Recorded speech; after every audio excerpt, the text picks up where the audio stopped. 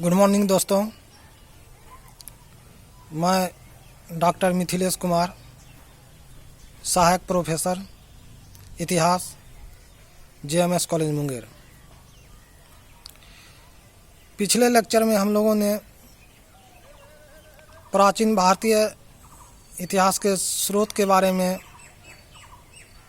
बातचीत किए थे। आज भी हम लोग एंशिएंट इंडियन हिस्ट्री के सोर्स के बारे में ही बातचीत करेंगे। हम देखे थे कि इतिहास में स्रोत का बहुत अधिक महत्व है। सोर्स के बिना इतिहास जो है एक कहानी के समान है। इतिहासकार जो है फैक्ट के आधार पर ही उसे पिरोता है।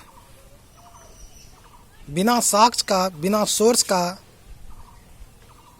कोई भी विषय वस्तु का इतिहासकार के नज़र में कोई महत्व नहीं है। तो प्राचीन भारत के स्रोत के बारे में हम लोग पिछले दिनों जो बात किए थे कि सोर्स को हम लोग 3 भागों में बांट सकते हैं। पुरातात्विक स्रोत, फर्स्ट जो है पुरातात्विक स्रोत, जो बहुत ही महत्वपूर्ण है खासकर प्राचीन भारतीय इतिहास के अध्ययन के लिए। दूसरा जो है वह साहित्यिक स्रोत है, और तीसरा जो है विदेशी यात्रियों का विवरण या वृत्तांत।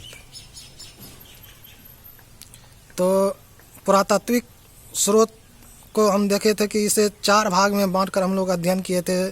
पहला इसमें था कि खुदाई से प्राप्त सामग्री, दूसरा अभिलेख, तीसरा स्मारक, और चौथा जो है मुद्राएं। ये सभी चीज़ हम लोग अध्ययन कर चुके हैं। दूसरा जो इम्पोर्टेंट है वह है साहित्यिक स्रोत। तो साहित्यिक स्रोत को हम लोग अध्ययन की सुविधा के लिए 2 भागों में बांट सकते हैं। साहित्यिक में जैसे पहला हो गया धार्मिक स्रोत, दूसरा हो गया गैर धार्मिक स्रोत, धार्मिक और गैर धार्मिक, और तीसरा हो गया स्रोत जो विदेशी यात्रियों का वृत्तांत।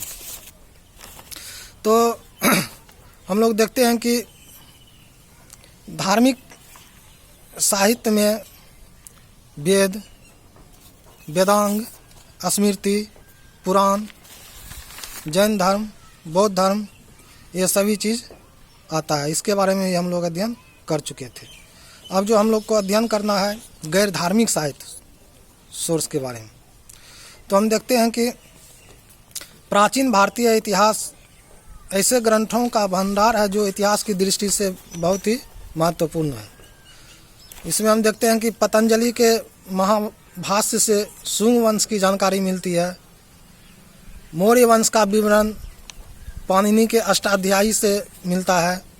विशाख दत्त के मुद्रा राक्षस से भी मौर्य वंश की जानकारी हमें मिलता है। शुंगकालीन भारत की राजनीतिक दशा का वर्णन जो है कालिदास के मालविकाग्नि मित्र से मिलता है। ऐतिहासिक ग्रंथों में सर्वाधिक महत्वपूर्ण और विश्वसनीय जो स्रोत है वह है कौटिल्य का अर्थशास्त्र। हम देखते हैं कि कौटिल्य का अर्थशास्त्र जो है अभी भी उसका उपयोग जो है खास करके नेता लोग करते हैं। फिर हम इसमें देखते हैं कि कल्हन की राजतरंगिणी है, इसमें कश्मीर का इतिहास है। फिर वानभट्ट रचित हर्षचरित है, इसमें हर्षवर्धन के साम्राज्य के बारे में विवरण दिया गया है। फिर जो स्रोत तीसरा महत्वपूर्ण है वह है विदेशी यात्रियों का विवरण। हम देखते हैं कि प्राचीन भारत में अनेक विदेशी यात्रियों जो है भारत आए। जैसे कोई बौद्ध धर्म का अध्ययन करने के लिए आए, कोई जैन धर्म का अध्ययन करने के लिए आए। उस समय भारत में 3 मुख्य विश्वविद्यालय थे जो विश्व में बहुत ही अधिक लोकप्रिय था। विक्रमशिला विश्वविद्यालय, नालंदा विश्वविद्यालय, तक्षशिला विश्वविद्यालय, ये सभी जो है भारतीय उपमहाद्वीप में अवस्थित थे। तो विदेशी यात्रियों जो है भारत में घूम कर जो है यहाँ अपना अध्ययन किया और उन्होंने इस तरह भारत का विवरण किया है कि भारत का राजनीतिक, सामाजिक, आर्थिक ये सभी चीज़ों जो है उसमें आ गया है, ये सभी चीज़ में। हम देखते हैं कि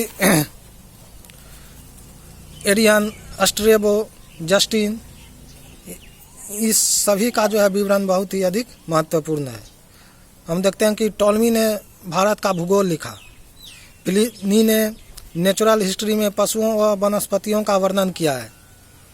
चीनी यात्री में फाहियान थे, वेनसांग थे तथा इत्सिंग थे। इन्होंने जो है पूरे भारत में घूम घूम कर जो है अध्ययन किया और उसे एक ग्रंथ के रूप में पिरोया। फिर हम देखते हैं कि कुछ अरब से भी यात्री आए, जैसे सुलेमान आए, अलबुर्नी आए। अलबुर्नी ने किताबुल हिंद की रचना की है, जो बहुत ही अधिक इम्पोर्टेंट है हम लोगों के लिए। तो निष्कर्षतः हम यह कह सकते हैं कि प्राचीन भारतीय इतिहास के स्रोत के लिए वर्तमान समय में इतिहासकारों को पर्याप्त स्रोत है अध्ययन के लिए। इससे इतिहास को क्रमबद्ध करने में इतिहासकारों को बहुत मदद मिलती है। धन्यवाद।